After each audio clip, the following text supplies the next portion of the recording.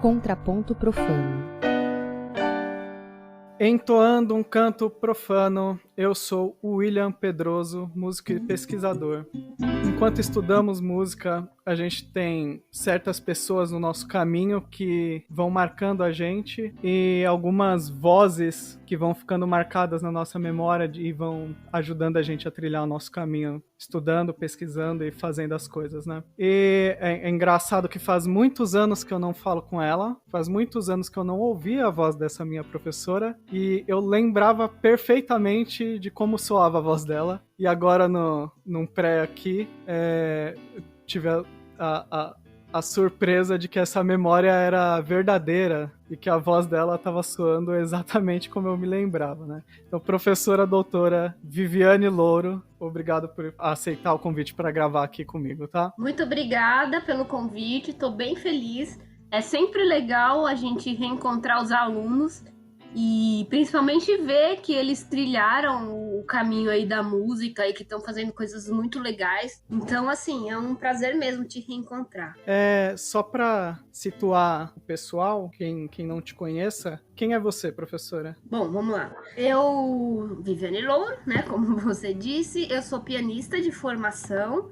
Eu estudei lá na Fundação das Artes, onde eu fui sua professora, né? E aí eu me formei lá na Fundação, depois eu fiz faculdade de música, bacharelado em piano, aí eu fiz mestrado em educação musical na Unesp e, por último, doutorado em neurociências na Unifesp, no departamento de medicina, porque o meu caminho começou no piano, mas aí foi trilhando aí, outros caminhos foram aparecendo e eu fui mesclando coisas com a medicina, com a área de psicologia, neurociências, e fui me apaixonando por essa questão do cérebro. E hoje eu sou uma neurocientista, musicista, professora, e é isso aí. Você consegue juntar várias áreas do conhecimento, né? Sim. É bem legal isso. Sabe o que é engraçado, professora? Eu não lembro do que você me deu aula. Eu acho que foi ritmo. Eu acho que... deve ter sido. Mas é que, pra mim, é como quando a gente tinha um contato presencial mesmo lá na Fundação das Artes, você já escrevia na área de música e inclusão e tal, e já indicava várias coisas super interessantes de leitura, e daí eu tenho uma memória muito forte do contexto, assim, das suas aulas. E eu fiquei pensando hoje, nossa, mas do que a Viviane me deu aula? Acho que foi de percepção melódica ou de rítmica. Acredito que tenha sido de rítmica, que era o que eu mais dava aula lá. Teve um trabalho, quando você ingressou na parte de pesquisa, você começou a fazer um trabalho de pedagogia pianística, né? Mais ou menos. Não, então, quando eu entrei no mestrado, eu comecei a pesquisar um pouco sobre adaptações de instrumentos musicais para pessoas que tinham algum tipo de dificuldade para tocar convencionalmente, né? No geral, não piano especificamente. Não era piano, não. Era de modo geral. E aí o meu mestrado foi sobre isso, sobre adaptações e tal.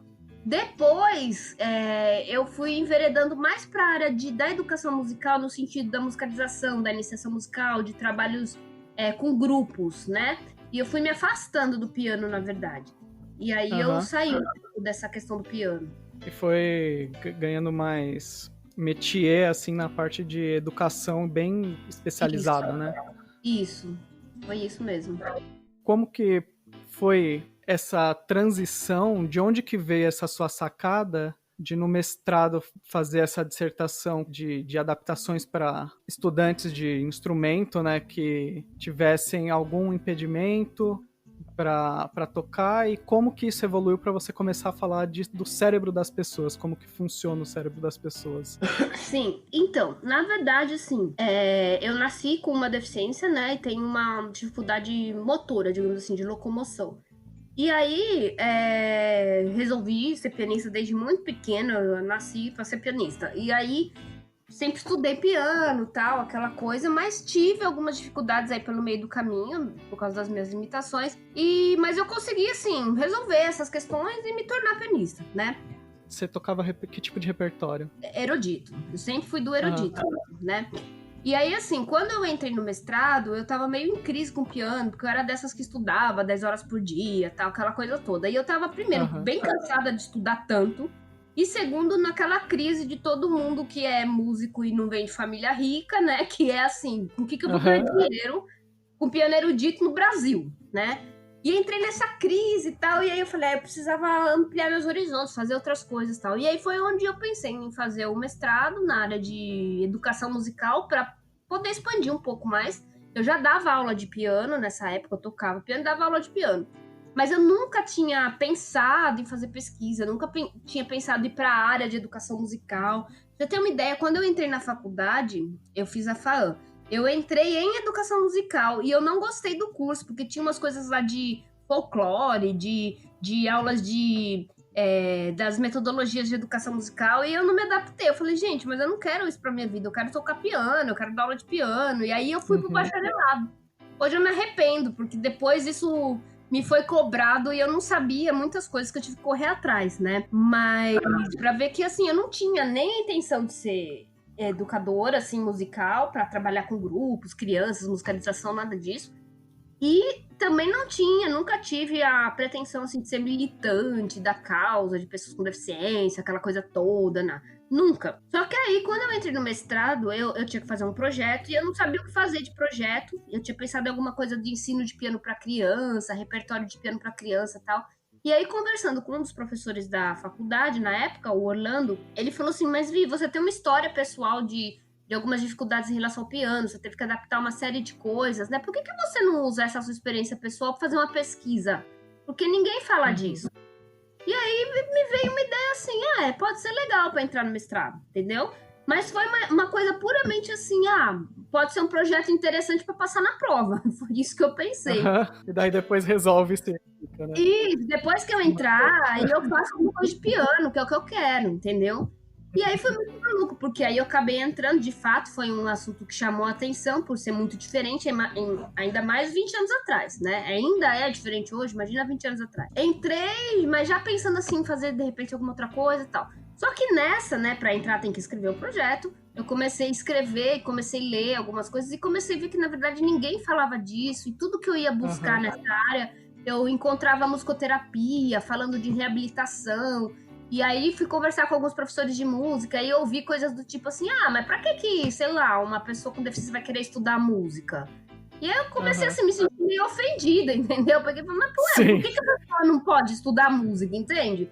Aí comecei a levar meio pro lado pessoal, assim, vi que as pessoas tinham muito preconceito, tinham muita dificuldade de entender o propósito de uma pessoa. Porque que uma vez um professor me falou assim, que eu tava falando de acessibilizar para pessoas que têm várias deficiências. Aí ele falou assim, mas um retardado vai estudar música para quê?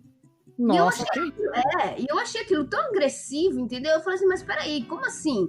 Aí, mas eles nem aprendem. Aí eu fiquei, mas será que não aprende mesmo, entendeu? E isso começou a me causar um incômodo. E aí, como eu já tinha passado com essa pesquisa, e eu tava com esse incômodo, e aí as pessoas não entendiam a natureza do meu trabalho, porque quando eu entrei, eu acabei tendo algumas dificuldades, assim, com alguns professores tal, por causa dessa pesquisa, porque as pessoas falavam assim, não, mas você tá no lugar errado, você tinha que ir lá pra musicoterapia. Eu falava, não, mas eu não quero ajudar ninguém, reabilitar ninguém, eu quero pensar como que você dá aula pra uma pessoa que tem uma diferença.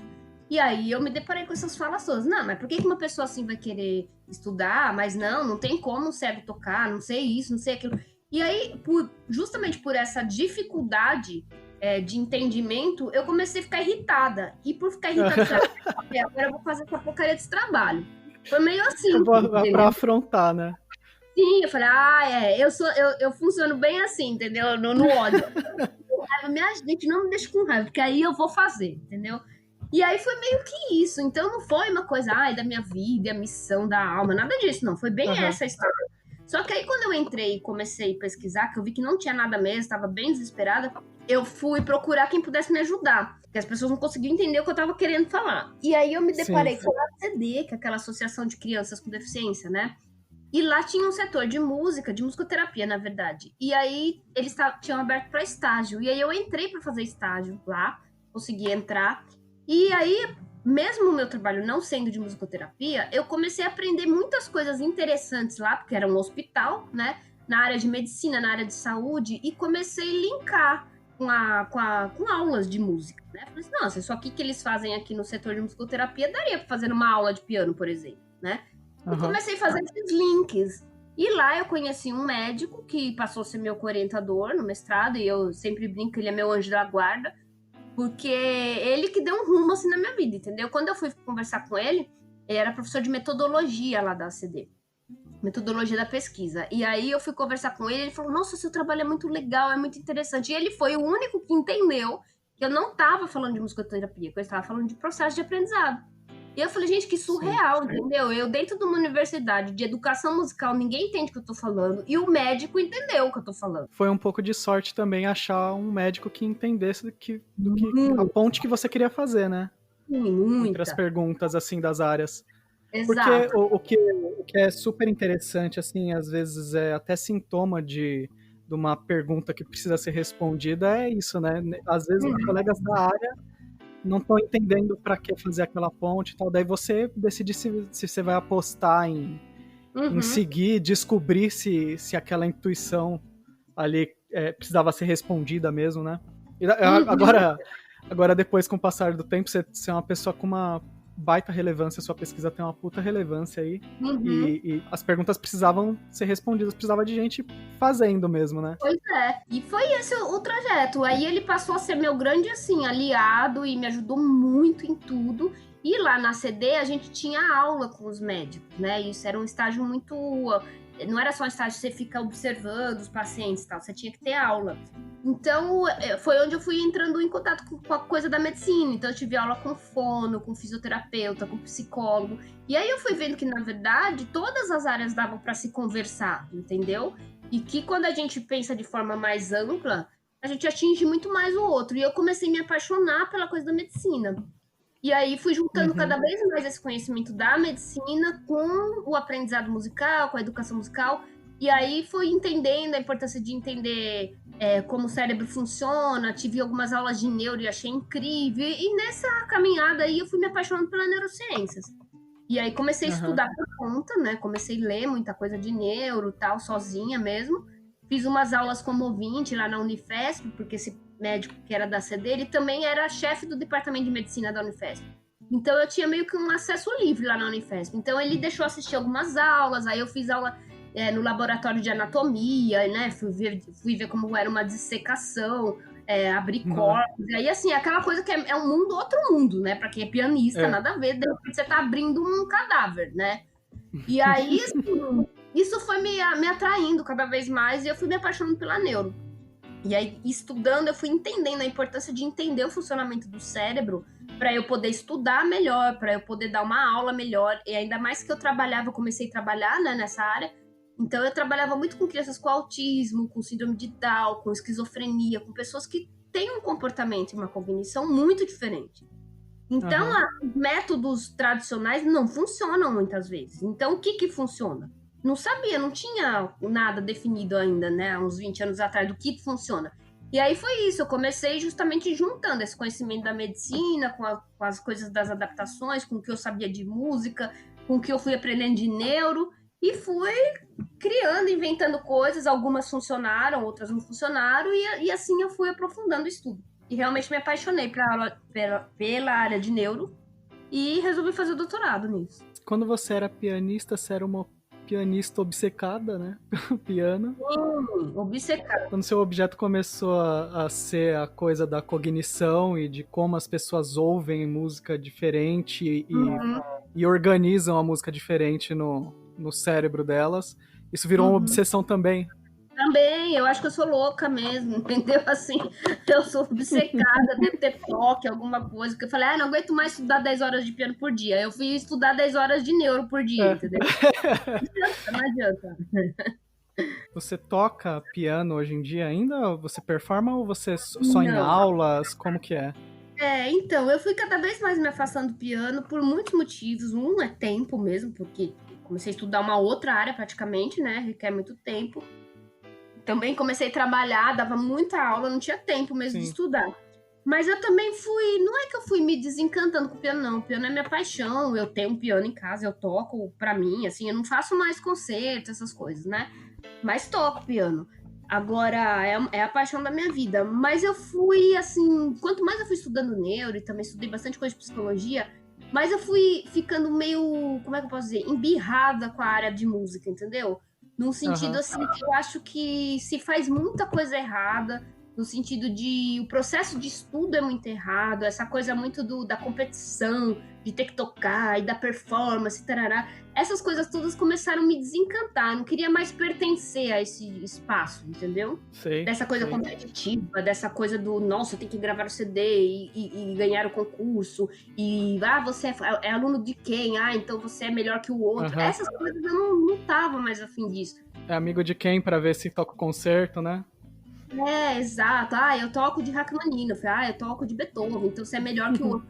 Essas coisas eu falei assim, velho, isso não tem nada a ver com arte, entendeu? Eu quero tocar meu piano porque eu amo música, então eu toco meu piano, do que eu gosto e pronto. Então eu fui me desencantando e realmente eu me afastei muito dessa coisa da performance, né? Não me afastei da arte, claro, nem da música em si, porque eu trabalho com isso. Hoje eu sou professora da Sim. Universidade Federal de Pernambuco no departamento de música. Então, assim, a música eu não mudei para a área de medicina. Eu associei a área de Aham. neuro com a música, né? Construir uma ponte mesmo, né? Em uma fonte. Agora, eu sinto que o meu trabalho, quando as pessoas perguntam, qual a sua profissão? Às vezes eu fico assim, o que eu sou? Eu sou pianista, eu sou neurocientista, eu sou professora e tal.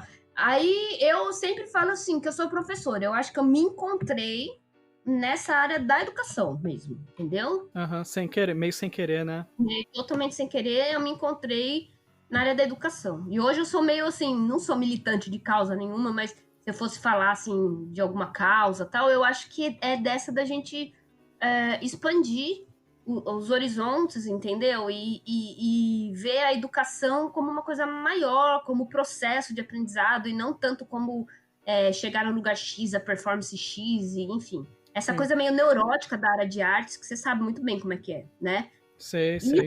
eu acho que eu não quero mais, e eu vi, estudando, inclusive, o quanto que isso é prejudicial para o cérebro e para a saúde, né? Se a gente quiser ter um bom aprendizado, a gente tem que fazer o caminho oposto disso, né? Você sabe que muitos das pessoas que ensinam performance não são educadores, né? A pessoa é instrumentista e acaba que ela cai numa situação que ela tem que educar outras pessoas, né? E às vezes ela nem tá tão afim assim de ensinar. E basicamente vira um negócio assim, olha, eu vou mostrar como que eu faço e se vira pra achar um jeito que você me agrade tocando, né? Exato. Nossa. E Isso daí é é tão difícil quando você é aluno de você achar o caminho, porque às vezes o professor ele realmente ele não está interessado nos seus processos, né? Isso é muito complicado. Isso é uma coisa que quando eu era seu aluno e quando você orientava lá a gente tinha uma questão lá na fundação de orientação, que eu fiz acho que um ano de orientação, de Uhum. ajudar alunos em disciplinas, e eu era monitor e você era orientadora do trabalho todo que se fazia lá, né? Sim, eu e a Lisbeth, o PAP, né? Que era o projeto de Isso. inclusão. E daí tinha umas coisas tão legais, assim, de conversas, de tentar entender exatamente, não só qual é a dificuldade do aluno, mas quais são os caminhos que ele vai achando para minar aquelas dificuldades, né? E daí, com a prática, conhecendo cada pessoa, você vai descobrindo quais são os processos com muita paciência, assim, e daí você consegue achar quais são as perguntas, ensinar quais são as perguntas que o cara tem que fazer, às vezes, né? Uhum, exatamente. Então, do mesmo jeito que ganha um métier no instrumento, tocando e tudo, às vezes você ganha um métier com pessoas, né? Exato. Tipo, às vezes você conhece bem, assim, eu tenho o meu piano aqui em casa, que eu toco e tal, daí às vezes você vai tocar num outro piano, é piano ainda, né? Sim. Só que dá aquela escorregadinha no teclado, né? O teclado é um pouquinho diferente, às vezes a textura é um pouquinho diferente, sua cabeça já começa a dialogar com o instrumento novo. Às vezes a educação também exige esse tato, essa prática também, né? Às vezes não, sempre, entendeu? Eu acho que a minha birra com a educação não é com a música, não. Eu acho que é com a educação de um modo geral, que a gente é fruto desse tipo de escola, né? Que padroniza, que dá nota, quem é melhor, quem é pior, que coloca um tempo estabelecido para você aprender, em que o professor ou o sistema decide o que é importante o outro aprender. Então, assim, eu acho que é furada esse sistema, a gente tem que repensar isso urgentemente. E quem me fez repensar tudo isso foi justamente a neuro. Foi justamente entender o cérebro. E fez eu pensar que a gente tem que ensinar de uma forma muito diferente. Sobre isso, assim, sobre como as pessoas entendem as coisas de forma diferente, às vezes fica um pouco vago. Como as pessoas, numa média, por exemplo, ouvem a música mais ou menos do mesmo jeito. Antes eu tinha uma ideia, assim, de que todo esforço podia ser feito numa certa direção. Então, se você estuda um certo tipo de música de um certo tipo de jeito, sabe, com o método, sei lá, da Berkeley, você vai acabar tocando aqueles jazz e tudo. Daí, quando eu estava na fundação lá como aluno seu, você me indicou um livro do Oliver Sacks, que era aquele Alucinações Musicais, né? É muito interessante que ele conta no livro como as pessoas de fato ouvem com uma discrepância muito grande mesmo. Então, mesmo que as pessoas ouçam a música mais ou menos numa média e tem algumas variações que estão mais afastadas dessa média, elas ainda assim ouvem com processos diferentes, né? E daí tem, por exemplo, todos aqueles casos de amusia, né? A pessoa, não é que a pessoa não consegue, não treinou suficiente o Gramani, não treinou suficiente fazer ritmo. Ela não entende o conceito de ritmo, a coisa não organiza no cérebro dela, né? O problema é neurológico mesmo. E como que você lida na hora de orientar os alunos e como que você achou no seu trabalho de indicação para identificar primeiro, né? Porque às vezes é difícil até de identificar o que tá faltando para a pessoa ouvir, ou o que ela tá ouvindo demais, e como que você achou nas suas pesquisas e nas coisas que você tem publicado, formas de identificar e de lidar com isso? Sim, é uma pergunta boa, difícil. Então, o que acontece? Quando eu fui estudando a neuro, quando você vai estudar mais a fundo um pouquinho, você começa a pirar, na verdade, porque você começa a entender que a realidade, o real não existe, entendeu? O real existe, a realidade não existe. Por que eu tô falando isso? Porque a realidade, do ponto de vista do cérebro, é uma construção que tá ligado à história de vida da pessoa, entendeu? Então, assim, o nosso cérebro, ele é moldado a partir das experiências que a gente tem. Então, por exemplo, sei lá, se você pegar alguns povos lá que vivem lá onde tem gelo, né, os esquimós, assim, eles conseguem ver várias tonalidades de branco que a gente não consegue.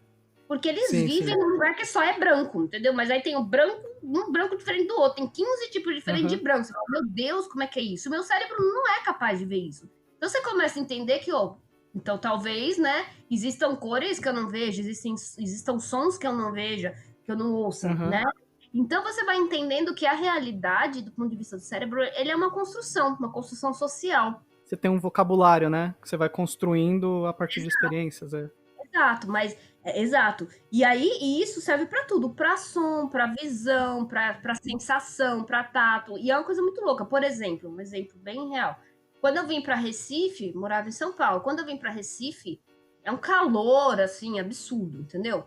E aí, assim, eu nunca pus blusa de frio aqui, nem quando tá inverno, que às vezes você vê as pessoas aqui, faz um ventinho, as pessoas põem touca, põem luva, você fala, meu Deus, que absurdo é esse? E eu 24 graus. Entendeu? Porque assim, pra eles, assim, 24 graus tá muito frio. E eu assim, achando um absurdo isso, né? Só que assim, eu tô aqui há 4 anos, e aí esses dias eu dormi coberta. E aí eu acordei e falei, gente, o que tá acontecendo comigo?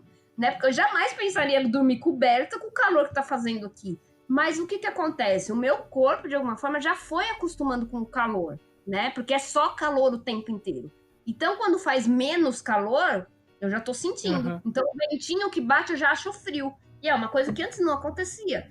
Então, quer dizer, isso mostra o quê? Que o nosso cérebro ele vai se adaptando, né? E a gente vai construindo esse repertório, um repertório de som, de sensação, de emoções, de uma série de coisas. E quando a gente vai na vida, né? Quando a gente atua na vida e quando a gente vai estudar alguma coisa, aprender alguma coisa, a gente vai com esse nosso repertório, né? Eu não tenho como... Quando eu tenho uma informação nova, de qualquer conteúdo que seja, eu vou comparar essa informação com o que eu já tenho armazenado em mim, do meu repertório, né? E aí eu vou aprendendo as coisas. Então, isso quer dizer que, assim, cada ser humano tem um arcabouço diferente de memórias, tem um repertório diferente, tem um vocabulário diferente em relação a tudo da vida, né? A jeito de interpretar o mundo, as emoções, né? Tanto que, assim, existem pesquisas mostrando, por exemplo, se você pegar uma pessoa super deprimida, né? Tem pesquisas que mostram. Pega um grupo de pessoas com depressão e conta uma história para a pessoa. E pega um grupo de pessoas sem depressão e conta a mesma história. E aí depois pede para essas pessoas de ambos os grupos interpretarem aquela história ou darem um final para aquela história. O grupo de pessoas depressivas só vai ver as coisas ruins.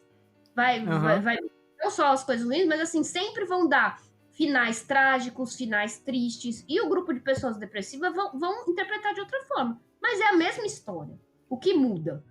Muda o repertório de cada um. O cérebro da pessoa fica impedido, né? De acessar a parte positiva, né? Exato. Se o meu cérebro tem muitas referências negativas, o meu foco de atenção vai ser para o negativo e para o positivo e assim vai. Então, partindo desse pressuposto, se a gente tem, sei lá, 20 alunos numa sala de aula, nós temos 20 cérebros com 20 histórias totalmente diferentes.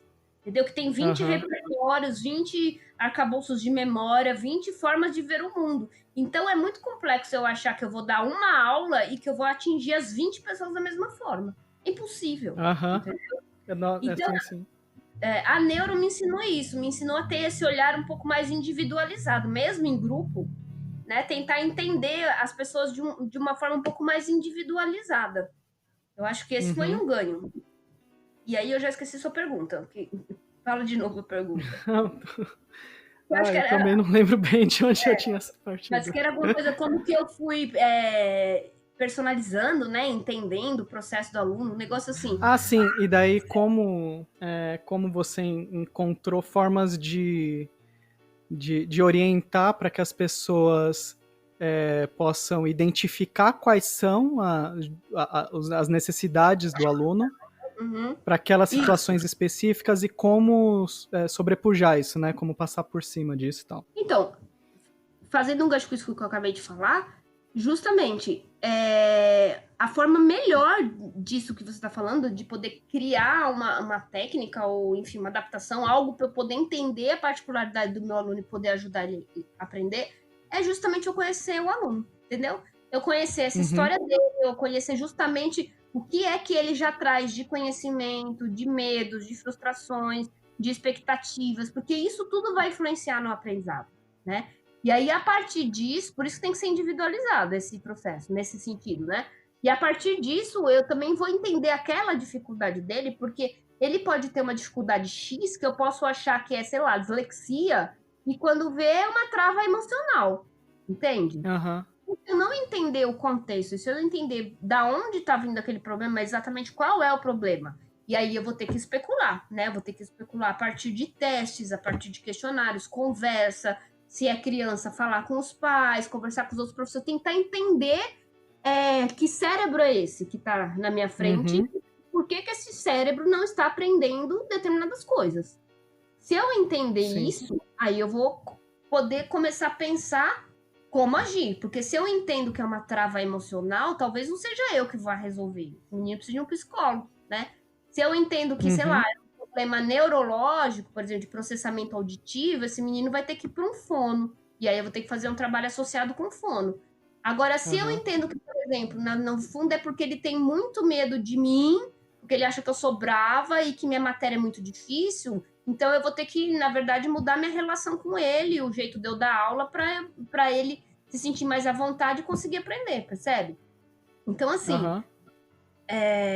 às vezes uma mesma dificuldade, ela se apresenta de formas ela se apresenta de uma mesma forma, só que ela tem origens diferentes. e motivos diferentes. Então, eu preciso entender esses motivos, essas origens e da onde está vindo a coisa, para eu poder justamente atuar nisso pedagogicamente. E às vezes o que o sujeito ele entende numa semana, vai na próxima semana, às vezes a informação é apresentada da mesma forma e a pessoa parece que não processa direito, né? Sim. Então vai saber, tem muitas variáveis de dia a dia, ou às vezes é só da situação, assim, do sujeito, às vezes está achando que está sendo observado, e daí na próxima semana ele tem uma percepção diferente de como ele está reagindo com a sala, e daí Isso. a absorção do conhecimento dele ou fazer música dele muda, né? Se as pessoas soubessem o quanto que o emocional interfere no aprendizado, as pessoas mudariam profundamente as suas práticas de ensino, de estudo e principalmente as relações pessoais, entendeu? Porque assim, a base do aprendizado é o emocional. Se eu não tiver bem emocionalmente, eu não tenho memória, eu tenho uma série de questões neurológicas que não têm absorção do conteúdo, né? Sim. Então, só o fato do aluno, é isso que você falou, às vezes assim, por exemplo, o aluno era ótimo em rítmica, muda o professor, ele passa a ser péssimo. Mas como é que pode? Porque assim, se ele gostava muito do outro professor, ou se ele se sentia muito à vontade, de repente com esse professor novo, ele não vai com a cara, já era. Entendeu? Você já vai ter uma mudança de aprendizado brutal. E o contrário também é verdadeiro, né? Eu tenho a impressão, às vezes, daí você fala, se você concorda, quando eu estava no mestrado, num ponto da dissertação, começou a somar um monte de problemas, assim, de vida pessoal e dos prazos e tudo, e eu senti que não tinha como avançar, né? Daí, depois que resolveu e tudo, acontecem as coisas que tem que acontecer, publica, faz tudo, depois que o emocional tava equilibrado de novo, eu fiquei pensando assim, caramba, na verdade eu já tava com o trabalho pronto antes, em algum momento travou, eu já tava com o trabalho pronto, mas eu não conseguia dar os pontos finais, sabe? E daí eu fiquei pensando assim, pô, inteligência é muito circunstancial também, né? Total, porque em um dado momento eu tava correndo com tudo, fazendo tudo, produzindo de uma forma muito ativa. Quando eu terminei o trabalho, meio que o meu cérebro falou assim, não, pera, foi rápido demais, dá uma parada aqui pra repensar o que tá acontecendo, né? Exatamente. Então, isso sempre vai depender das questões, o aprendizado sempre vai depender das questões emocionais e questões até outras, assim, a estimulação da infância, na infância, a nutrição, o que você come vai interferir, a hora que você dorme vai interferir, entendeu? É uma série de coisas. Você é professora na graduação da universidade, né? Entram alunos na graduação que tenham algum transtorno, que estejam, por exemplo, no espectro autista, ou não chega a acontecer assim? Sim, se chega. A gente tem no curso de música atualmente uma menina cega, duas com baixa visão, duas moças com baixa visão. Tem um menino que não tem os dedos e ele é percussionista, então tem que fazer umas adaptações. Tem um rapaz que é autista, que está dentro do espectro autista. Isso é o que tem diagnosticado, que a gente sabe, com laudo e tudo, entendeu? Fora aqueles que, assim, né, não tem diagnóstico, mas que você percebe que tem questões, né? Isso do ponto de vista cognitivo e tal. Agora, o que tem muito, e que eu acho seríssimo, e a gente precisa começar a conversar mais sobre isso, são pessoas com problemas psiquiátricos, entendeu? Ou com questões emocionais muito, muito complicadas, com depressão profunda, alunos que se cortam, isso está acontecendo muito, né? Com questões de pânico, que aí chega, trava tudo, não consegue mais ir para a faculdade. Já tive uma aluna que até desmaiou em sala de aula por causa de uma questão emocional. Então, esses transtornos tem de monte, né? Então, a gente tem que começar a saber lidar mesmo com isso.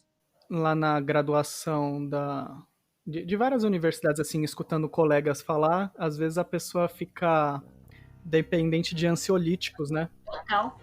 Porque fica com a pressão de performance tão alta, e com a cobrança, às vezes até pessoal a cobrança, né? Por várias questões que não são culpa necessariamente do professor, né? Mas daí, por exemplo, caso de colega, assim, que primeiro o cara tomava alguma coisa para ansiedade antes de subir no palco. Uhum. Daí a coisa começa a escalar, ele começa a sentir necessidade de tomar nos ensaios também. Então. Daí o cara sente necessidade que se ele não tomar quando ele for fazer aula, ele vai fazer feio na frente do professor. E daí a coisa vai escalando, o cara vai perdendo o controle da habilidade dele de fazer música e de se relacionar de forma saudável com os pares dele, né? E daí, às vezes, se não tem uns colegas que começam a ver, não, de repente você precisaria falar com um psicólogo sobre a condição da sua ansiedade, que não é normal e tal. Isso prejudica o fazer música da pessoa, que era funcional e passa a ser disfuncional, né? Não, totalmente. Tem muita gente que... Aqui também, tem alunos que falam mesmo, que só tocam com beta-bloqueador, né, que a gente chama. Que são esses remédios para, entre aspas, tirar o nervoso, né? Esses remédios, eles interferem na parte, assim, motor. Eles não deixam você ter o sintoma motor do nervoso. Então, você não treme, não sua, nada, né? Mas isso faz super mal para a saúde. Principalmente a longo prazo. E tem gente que só toca com isso, né? Então, é uma coisa que eu acho que essa questão da inteligência emocional, do tocar em público é muito difícil na nossa área e que isso tinha que fazer parte da graduação. Não da graduação, só da graduação, né? Dos cursos, a gente tinha que ter, ensinar também essa inteligência emocional para lidar com essa ansiedade. E, na verdade, a gente não só não ensina, não trabalha com técnicas para resolver isso, como a gente piora muito, pondo às vezes pilha, né, no aluno, assim, porque você não tá tocando bem, você vai ver na prova. Porque o fulano tem metade da sua idade e já tá tocando, porque você já tinha que ir, pronto, aí você piora. Sim. Né? Eu comecei a ler música com 14 anos de idade, né? Você vê as criancinhas fritando tudo, sai tocando tudo, lendo tudo, às vezes bate, né? Se você não toma cuidado, atinge mesmo. Com certeza. Precisa de orientação. E às vezes o professor também não tem muito manejo assim com o emocional, acaba transferindo isso, né? Sim. Não, total, entendeu? É muito problemático. Porque no fundo, somos todos humanos, né? E todos nós temos nossas questões, nossos problemas, nossas coisas mal resolvidas. Então, assim, não adianta. A gente vai sempre ter essas relações problemáticas, vai projetar. Já vi professor que boicota aluno porque o aluno começa a tocar mais do que ele, entendeu? Sim. Então, tem essas coisas... acontece, porque somos humanos. Mas, assim, justamente por isso que eu acho que a gente tinha que conseguir inserir, de alguma forma, esse aprendizado do emocional, entendeu? De uma inteligência emocional mesmo. A gente pensa muito no QI, muito no estudar e ser bom em algo, mas aí nós somos emocionalmente incompetentes, muitas vezes, em muitas coisas. E aí, essas dificuldades emocionais que a gente tem impede que a gente justamente seja bom no algo que a gente quer. Você tem um monte de livro que orientam nessas questões e tal. Você consegue, por exemplo, dar disciplinas para orientar alunos para passar adiante isso? Você tem colegas que hoje em dia, né, tem mais colegas em outras universidades que conseguem dialogar com isso também? Como que tá a situação? Sim. Hoje em dia a coisa tá bem melhor. Lá na Federal eu dou uma disciplina de metodologia do ensino da música, em que eu falo muito de inclusão, falo também de neuroeducação, neurociências. Isso já é uma coisa que eu coloquei lá no conteúdo das minhas aulas. Hoje tem vários professores, né? A gente tem, por exemplo, na Universidade Federal do Rio Grande do Norte, um núcleo forte de inclusão, principalmente com cegos. Eles têm muitos projetos nessa área, no departamento de música. Na Faculdade do Maranhão também tem a Brasilena, que trabalha com inclusão também. Na Faculdade do Belém do Pará tem o Pádua, que eles têm lá um laboratório de educação musical inclusiva, e eles dão aula de de instrumentos de cordas para crianças com dislexia, com deficiência intelectual, tal. Então, assim, isso tem crescido, né? Eu sinto, não sei por que exatamente, que as federais aqui do Nordeste e Norte são mais abertas a isso. As federais de música. Aí no Sudeste, eu não acho bem difícil, assim, não conheço, por exemplo, alguém que trabalhe com isso na Unesp, na USP, né, na UFSCar, não conheço, pode ser que tenha. Tô falando especificamente da música, né? Na questão da inclusão, da saúde mental, tal. Eu não conheço. Mas tem muita gente já. E fora da universidade tem muitos pesquisadores também. A própria Lisbeth, que está na fundação, né? Que me ajudava lá com o PAP, ela não está dando aula em universidade, mas ela é uma grande pesquisadora da área de inclusão também. Referência, né, também. Referência. Você acha que essa parte de música está muito atrás, por exemplo, da educação tradicional nesse sentido da inclusão? A parte de pesquisa em música aqui no Brasil tá muito atrás nesse sentido? Ou você acha que as coisas estão mais ou menos nos mesmos pés? Não, eu acho que está muito atrás, assim. Em termos de pesquisas e de debate em relação à inclusão, eu acho que a área de artes, de um modo geral, está bem atrás. De música, eu ainda acho que é uma das melhores, se for pensar em todas as instâncias artísticas, né? Eu acho que é uma das que tem mais gente pesquisando, mais gente envolvida, conheço bastante gente. Agora, por exemplo, artes plásticas, teatro, dança, eu acho que tem menos gente. Claro que tem gente. Toda área tem pessoas preocupadas com isso, né? Sim. Mas eu acho que está bem atrás mesmo, assim, das discussões. Agora, em relação à inclusão em si, eu acho que está tudo bastante equiparado, entendeu? Porque o professor que está, por exemplo, numa escola pública, o professor de matemática, ele tem a mesma dificuldade de incluir, por exemplo, um aluno cego, quanto o professor de música tem, entendeu? Porque a gente está falando de questões práticas, né? De questões práticas, que depende não só do professor, mas vai depender de estrutura da escola, de gestão, de adaptações, de materiais, de uma série de coisas, que não está só na mão dos professores. Então, a inclusão em si, na prática, eu acho que está mais ou menos equiparado os desafios. Agora, a questão mais teórica das discussões e do modo de ver a coisa, eu acho que a arte ainda está bem atrasada. Porque eu também acho que, assim, nós da área de artes, a gente ainda está naquele lugar do artista excelente, entendeu? Da referência, da performance, acima de tudo, do talento. A gente não sai dessa coisa do talento, né? Do talento. Então, quanto mais criança começar a estudar, melhor. E a gente sabe, claro, é melhor do ponto de vista de vários. Mas a gente ainda está muito nesse discurso. E aí, nesse discurso da excelência, não cabe um monte de gente, porque tem um monte de gente que não vai ter essa excelência, né? E nem precisa ter deficiência. Gente comum que não vai tocar que nem o Nelson Freire, entendeu? Não vai ser. Sim. Mas a gente parece que fica sempre buscando esse lugar, né? Da arte, como se o artista fosse um ser iluminado, que transmite, aquela coisa, né? Você é da área, você sabe muito bem o que eu tô falando. Sim, então, sim, lógico. Eu acho que isso dificulta muito a gente pensar em processos inclusivos, dificulta muito a gente acessibilizar para todo mundo. E é diferente, a gente não questiona, por exemplo, a importância de uma criança aprender a ler, uma criança com Down aprender a ler e escrever. A gente acha que é importante ela aprender a ler e escrever e estar na escolinha, e ela também precisa ir para a escola. Ninguém questiona a importância de um Down estar na escola. Mas quando você fala assim, mas então um Down numa escola de arte superior, não, mas para que ele vai, entendeu? Aí a gente começa a questionar, não, ele não tem como aprender, ou seja, é como se a arte ainda fosse assim para os poucos escolhidos, iluminados, talentosos que têm condições, entendeu?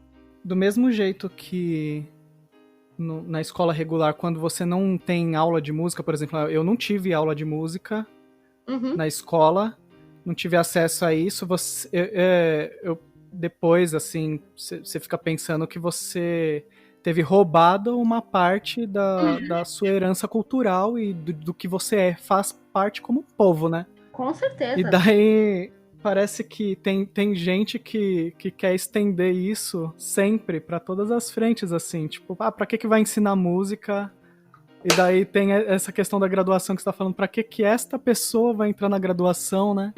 Uns questionamentos, assim, de por que essa é a pergunta? Por que você remover o conhecimento da pessoa, o acesso ao conhecimento é a pergunta? Não dá, pra mim, não faz sentido, assim. Eu não consigo nem entender essa pergunta quando alguém pergunta. Já me perguntaram muitas vezes, mas por que um autista vai estudar música? Eu fico olhando pra pessoa tentando entender o que ela tá querendo dizer, porque a minha questão é por que um autista não pode estudar música? Entendeu? Sim, exato. E quando é o contrário? Quando a pessoa tem um processo, por exemplo, não sei se você já conheceu alguém, eu nunca conheci, que a pessoa tem uma habilidade elevadíssima, né? O caso dos savantes, crianças com síndrome de Williams, por exemplo, ficam obcecados por uma atividade e daí, de repente, é música, acaba se tornando um pianista absurdo. Daí tem um exemplo, depois vou deixar no post também. Eu acho que chama Derek Pedelec, o menino. O Derek Paravancini, acho, Parafcini, um negócio assim, eu sei quem você tá falando, Ele é autista e cego, né? Isso.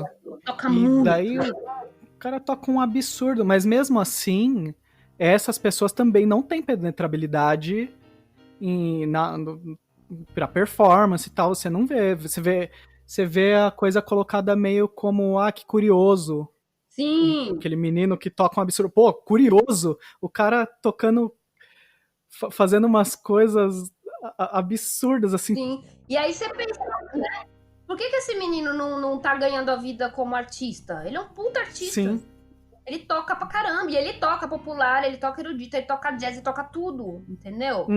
E aí, mas justamente isso que você falou. A pessoa fica ou no campo do curioso, ou no campo quase do sobrenatural, porque, nossa, que absurdo, ele é autista, ainda é cego e faz isso, ou naquele campo assistencialista. Ai, que lindo, ele venceu a doença, porque Deus é bom, porque deu para ele o talento para mostrar pra gente como devemos ser gratos pelo que a gente tem. E fica nesse papinho, entendeu? Assistencialista. E aí, assim, as pessoas acham lindo, mas e quem que dá a abertura para que ele possa entrar no meio artístico? Ninguém. Dialogar artisticamente de fato, né? E não só largar o cara lá. Ele vira meio que um artista de circo, né? Parece que é aquela... Você exibe, nossa, olha aquilo, que impressionante. Mas ninguém vê ele de forma... não legitima ele como artista. Sim, então, daí você vê um cara fazendo um puta de uma música e às vezes não consegue nem entrar no mercado, né? Não consegue. E se ele, eu vou te dizer, porque a história do Derek, como ele é savant, né, essas coisas meio surreais, assim, que tipo, ele nunca estudou música, sentou no piano, saiu tocando e toca tudo. Depois ele parece que foi estudar, teve um professor de piano que pegou ele pra estudar. Mas ele é um menino, por exemplo, que, sei lá, não passaria no Enem e nunca conseguiria entrar em nenhuma universidade de música aqui no Brasil. E toca, se facilitar, toca mais do que todos os professores juntos, entendeu? Então, quer dizer, justamente que mostra como esse nosso sistema é fechado, porque assim, ele toca muito, mas no entanto, sei lá, ele não escreve, ele não lê, ele não consegue falar, ele tem outras limitações, e aí essas outras limitações impediriam que ele pudesse ser artista, sendo que assim, né, se ele tá na faculdade de música é pra aprender música e tocar. Impediria, na verdade, que ele entrasse no círculo de artistas, porque artista o cara já é um puta artista, né? Exatamente, o cara já é, entendeu? Então é bem isso mesmo. E isso, né, tem uma palavrinha básica para isso que é preconceito. É a dificuldade que a gente tem de lidar com aquilo que é diferente, né? Difícil mesmo. Sabe que tem uma coisa que às vezes eu sinto em aula, assim, quando você tá dando aula individualmente é mais fácil. De quando você engata no processo do sujeito, né, da pessoa ali que tá tocando, e você tá ensinando uma certa coisa e você descobre como que ela aprende aquela certa coisa, fica fácil, né, das coisas acontecerem. É igual quando você tá treinando uma frase no piano, e daí a frase sai algumas vezes e você entende como que você vai fazer pra todas as vezes aquela frase sair, né? Sim. E daí processo de educação, eu sinto que tem isso também, né? Sim. Apesar da minha formação não ser nada disso, eu só atuo em escola livre de música, etc, né? Aula particular, dou aula de coro e tal. mas às vezes eu sinto isso.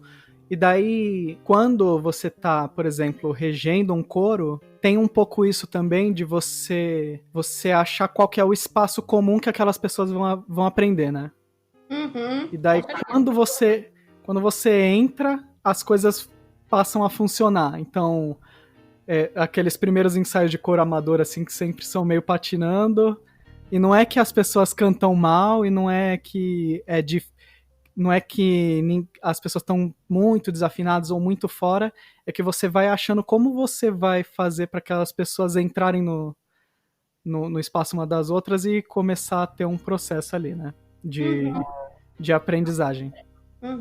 E daí, o que eu queria saber é como que você faz isso, por exemplo, numa turma de educação que você já deve ter tido, com uma pluralidade tão grande de cérebros diferentes, assim, com cognições diferentes e tal, e como que você acha o espaço comum dessas pessoas e traz elas para a mesma atividade para as coisas acontecerem? Então, eu acho que essa coisa de achar o espaço comum realmente ela é importante e ela é muito difícil também. E aí eu acho que vai também depender do contexto que você tá. Por exemplo, se eu estiver no contexto lá da universidade, eu tenho muito mais dificuldade de ser flexível em relação a muitas coisas, porque assim, eu tenho conteúdo para cumprir, eu tenho coisa que o MEC exige, tem prova, tem uma série de coisas. Se eu tiver, por exemplo, numa oficina de música livre, entendeu? Ou se eu tiver num curso de uma escola de música que não tem essas obrigações de MEC, por exemplo, de instituição, é muito mais fácil eu ser flexível e encontrar coisas que funcionem, entende? Então, eu acho que também sempre vai depender do contexto, do grupo que você tá, a quantidade de alunos vai fazer diferença. Eu dar aula para 5 e dar aula para 30 faz muita diferença, né?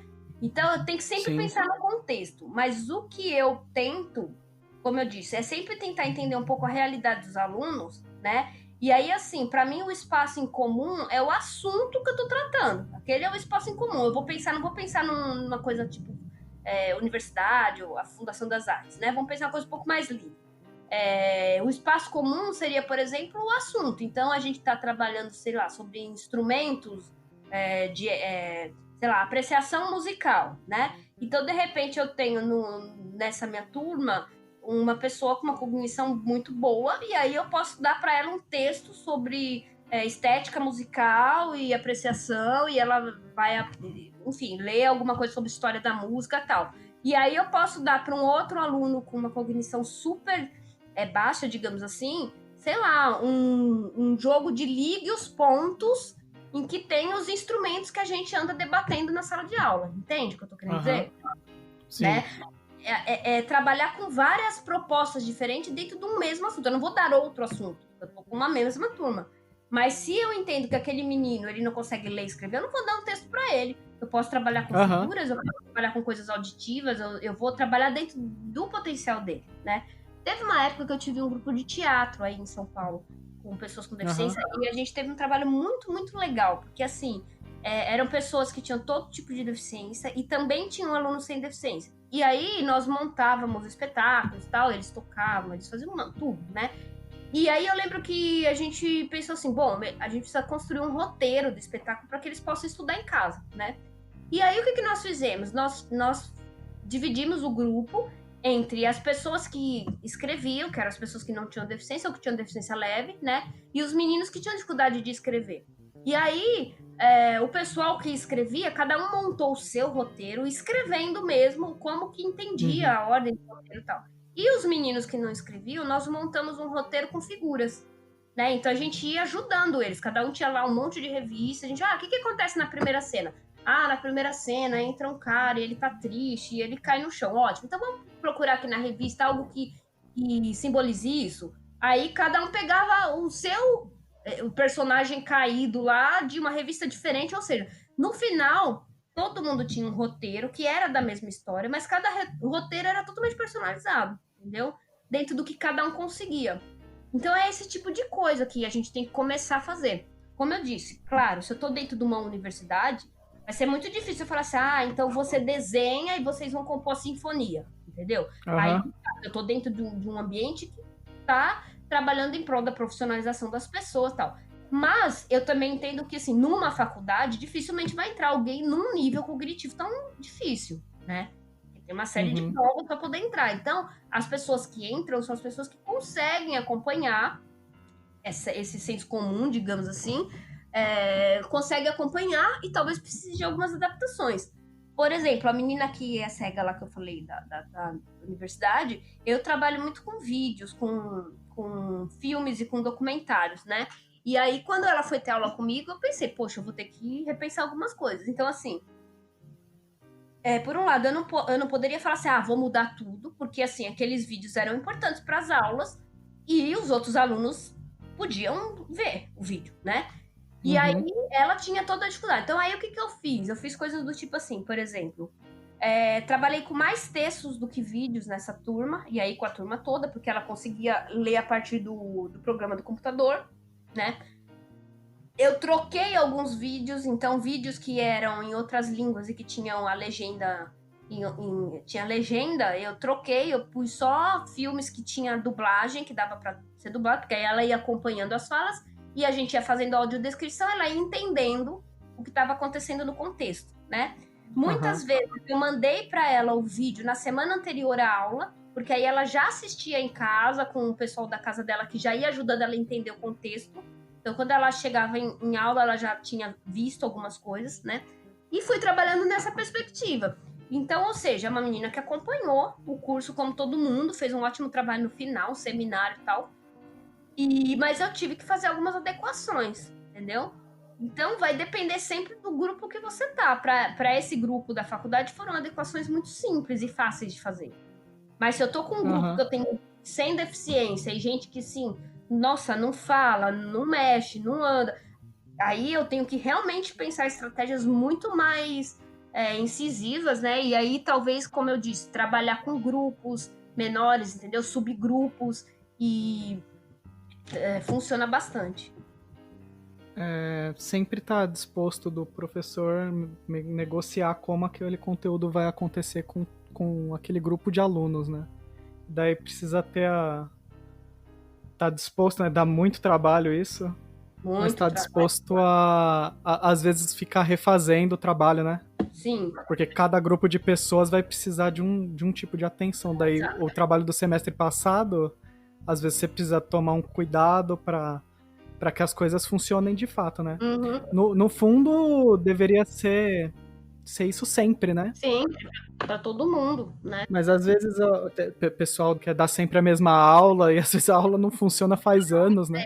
Não São aqueles professores... Sim. Mesmo para as minhas turmas, quando não tem menino com deficiência, aqui na Federal, por exemplo, eu mudo sempre, eu não vou mudar drasticamente o conteúdo. Se eu tô dando aula de metodologia, eu não vou dar aula de percepção, óbvio. Mas dentro do que eu tô trabalhando, eu troco os textos. Porque, assim, cada turma é uma turma, entendeu? Se eu pegar uma turma de pessoas que já são mais velhas, que já trabalham dando aula, é uma coisa. Se eu pegar uma turma de adolescentes de 17 e 18 anos, que nunca deu aula e que tá entrando agora, é outra coisa, né? Então, assim, eu trabalho muito com filmes, assim, de outros países e tal. Às vezes eu pego turma, já peguei turma aqui, assim, molecada, sabe? Que tá em outra vibe, quer tocar. E assim, eu falo, velho, não vai funcionar esse filme dinamarquês, super cult, que fica 10 minutos numa mesma cena e o cara vai ter que refletir sobre a vida, entendeu? O menino tem 18 anos, ele tá querendo tocar. Então aí eu mudo, eu ponho um filme muito mais sessão da tarde, mas que tenha a mesma mensagem, digamos assim, entendeu? Eu ponho um documentário, ou eu nem ponho filme, vamos trabalhar então assim, sei lá, encenando coisas, vamos fazer situações de aula aqui, encenação, que é mais divertido do que ver num filme, enfim. Então vai muito de como você lê a turma, né? Sempre bom conversar com você, né? Legal. Bem legal, depois de tanto tempo, assim, você ter topado você tinha fazer quantos tanto anos tempo que a gente se vê, né? Você tava lá? Eu lembro de você novinho. Eu acho que eu tinha uns 17. Você tá com quanto agora? Agora eu tô com 31. Faz tempo. Meu Deus, eu tô velha. Faz tempo. Passou mesmo. Quando você veio falar comigo, eu lembrava do seu nome, mas eu não lembrava do seu rosto. Aí eu fui lá na foto. Aí eu olhava assim e falava, gente, esse menino, eu conheço esse menino, claro, né?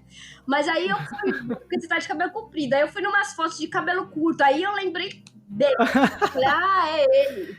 Porque É que também eu apelei, né? Deixei a barba crescer, deixei o cabelo crescer, eu mudou lembro, completamente, daí apela. eu lembro que você era novinho.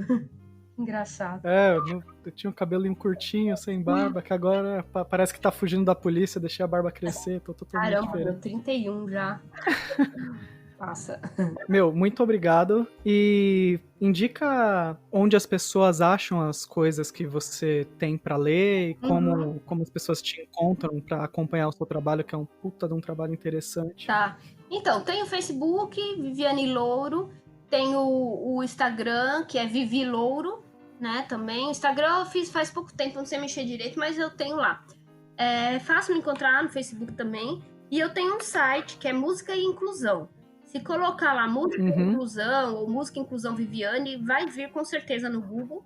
E aí lá tem meus contatos, tem e-mail, tem telefone, e lá tem todos os livros para as pessoas consultarem. Se alguém tiver interesse de adquirir, aí entra em contato comigo.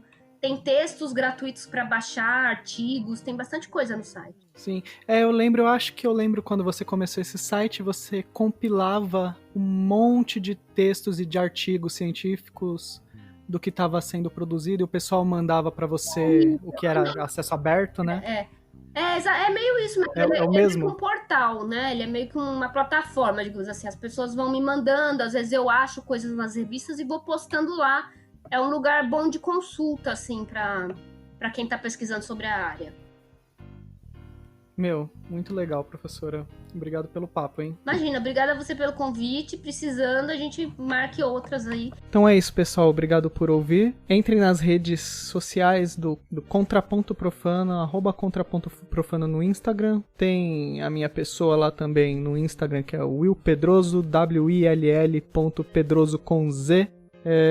Pode seguir também no Twitter, que às vezes coloca alguma coisa por lá. E até semana que vem, chegamos aqui a mais uma barra dupla.